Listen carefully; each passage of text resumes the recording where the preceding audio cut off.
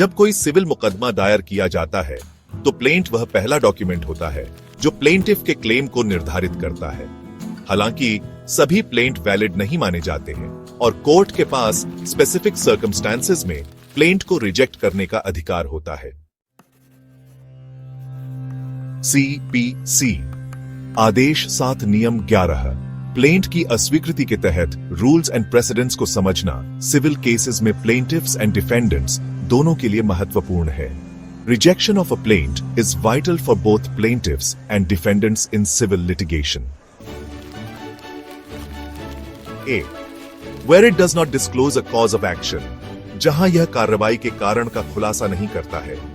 एक प्लेंट में मुकदमा करने का स्पष्ट अधिकार प्रदर्शित होना चाहिए। समन जारी करने से पहले यह निर्धारित करना न्यायालय का कर्तव्य है कि कार्रवाई का कोई कारण मौजूद है या नहीं।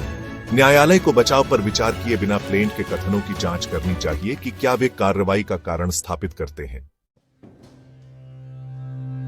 यदि प्लेंट में दिए गए कथनों के आधार पर कार्रवाई का कारण सीमा द्वारा वर्जित है, न कि केवल बचाव के आधार पर, तो प्लेंट को अस्वीकार किया जा सकता है। हालांकि यदि प्लेंट में कहा गया है कि प्लेंट सीमा के भीतर है, तो आदेश 7 नियम 11 डी लागू नहीं होता। यह दलील कि प्लेंट के लिए कार्रवाई का कोई कारण नहीं था, इस दलील से अलग है कि प्लेंट में कार्रवाई का कारण नहीं बताया गया है। B. Where the relief claimed is undervalued and the plaintiff, on being required by the court to correct the valuation within a time to be fixed by the court, fails to do so. जहां दावा की गई राहत का कम मूल्यांकन किया गया है और प्लेंटिफ न्यायालय द्वारा निर्धारित समय के भीतर मूल्यांकन को सही करने के लिए न्यायालय द्वारा आवश्यक होने पर ऐसा करने में विफल रहता है।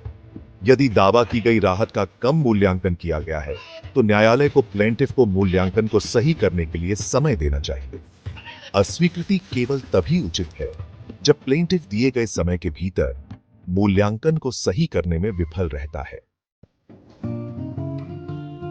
यदि न्यायालय यह निर्धारित करता है कि मूल्यांकन मनमाना है, तो वह प्लेंटिफ को मूल्यांकन में संशोधन करने का निर्देश दे सकता है। यदि सही मूल्यांकन न्यायालय को वाद पर विचार करने में अक्षम बनाता है, तो नियम 10 के तहत वाद वापस किया जाना चाहिए। नियम 11 बी के तहत खारिज नहीं किया जाना चाहिए। Where the relief claimed is properly valued, but the plaint is written upon paper insufficiently stamped, and the plaintiff, on being required by the court to supply the requisite stamp paper within a time to be fixed by the court, fails to do so. जहां दावा की गई राहत का उचित मूल्यांकन किया गया है, लेकिन प्लेंट अपर्याप्त रूप से स्टाम्प किए गए कागज पर लिखा गया है और प्लेंटिफ न्यायालय द्वारा निर्धारित समय के भीतर अपेक्षित स्टाम्प पेपर की आपूर्ति करने के लिए न्यायालय द्वारा अपेक्षित होने पर ऐसा करने में विफल रहता है।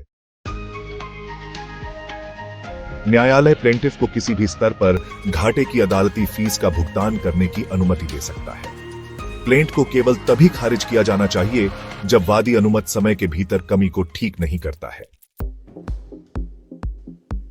जहां सूट में दिए गए स्टेटमेंट से ऐसा प्रतीत होता है कि वाद किसी कानून द्वारा वर्जित है, यह तब लागू होता है जब प्लेंट के स्टेटमेंट स्पष्ट रूप से दर्शाते हैं कि वाद किसी लॉ द्वारा वर्जित है जिसमें सीमा अवधि भी शामिल है। उदाहरण के लिए, यदि सीपीसी की धारा 80 के तहत आवश्यक नोटिस के बिना सरकार के खिलाफ मुकदमा दायर किया जाता है, तो प्लेंट को खारिज कर दिया जाना चाहिए। जहां इसे डुप्लीकेट में दायर नहीं किया गया है, शिकायत 2 प्रतियों में दायर की जानी चाहिए और गैर अनुपालन से अस्वीकृति हो सकती है। जहां प्लेंटिफ नियम 9 के प्रावधानों का पालन करने में विफल रहता है, यह लिखित बयान दाखिल करने की आवश्यकता के गैर अनुपालन को संदर्भित करता है।